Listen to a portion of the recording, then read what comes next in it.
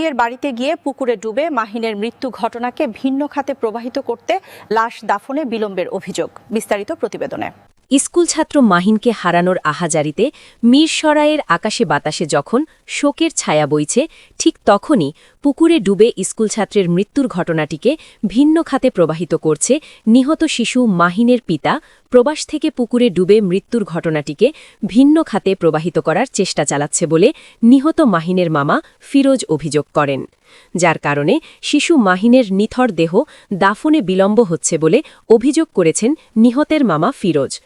ঘটনার দিন ৬ ফেব্রুয়ারি শুক্রবার সকাল ১১টায় শিশু মাহিন পুকুরে ডুবে নির্মম মৃত্যু হলেও দীর্ঘ প্রতীক্ষার পরও লাশ দাফনে বিলম্ব হওয়া মিরসরাইয়ের স্বেচ্ছাসেবী সংগঠন ঝংকার ক্লাবের সাধারণ সম্পাদক ও করেরহাট এনবি শিশু একাডেমির সাবেক শিক্ষক মোহাম্মদ ফিরোজ আহমেদ সহ এলাকাবাসী এর তীব্র নিন্দা ও প্রতিবাদ জানিয়েছেন। উল্লেখ্য যে মা হারা একমাত্র ভাগিনার মৃত্যুতে তীব্র নিন্দা ও ক্ষোভ প্রকাশ করেছে মিরসরাইয়ের বিভিন্ন স্বেচ্ছাসেবী সংগঠন। মিরসরাই সদর ৯ নং ইউনিয়নের ৩ নং ওয়ার্ড মান্দারবাড়িয়া অলি আহমেদ সাহেবের বাড়িতে বেড়াতে গিয়ে পানিতে পড়ে মৃত্যুবরণ করেন শিশু মাহিন। উল্লেখ্য যে গত ২০২০ সালে দাম্পত্য কলহের শিকার হয়ে মায়ের মৃত্যুর পর ভাগিনাকে আগলে রেখেছিল মামার পরিবার।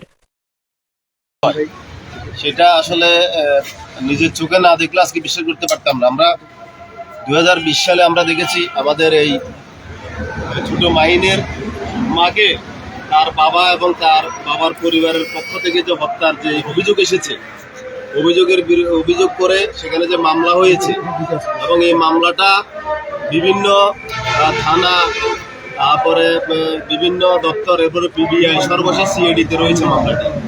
কিন্তু আমরা এখন যেটা দেখতে পাচ্ছি যে আজকে তার মাসুম বাচ্চা মারা যাওয়ার কারণে পুরো বীরেশ্বর উপজেলা সহ এই পরিচিত মানুষ যতদূর পর্যন্ত আছে ততদূর পর্যন্ত মানুষ কান্না করতেছে বাচ্চাটার জন্য।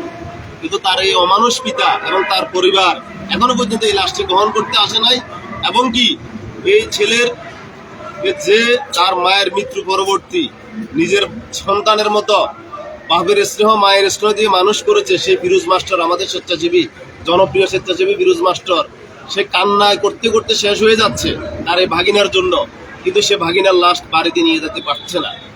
তার যে কষ্ট আমরা দেখতে পাচ্ছি। আমরা সকলে ছুটে এসেছি মৃত্যুর খবর পাওয়ার পরেই। বীরেশ্বরের অনেক সাংবাদিকরা এসেছেন, অনেক স্বেচ্ছাসেবীরা এসেছেন শুধুমাত্র এই লাশটিকে কিভাবে বাড়িতে পৌঁছে দেওয়া যায়। কিন্তু আমরা একটা সময় সকলের সহযোগিতায়, বীরেশ্বরাই থানা প্রশাসনের সহযোগিতায় এবং মিরসরাই যে হাসপাতাল আছে তাদের সহযোগিতায় আমরা লাশটির বাড়ির দিকে রওনা দিয়েছিলাম। কিন্তু সর্বশেষ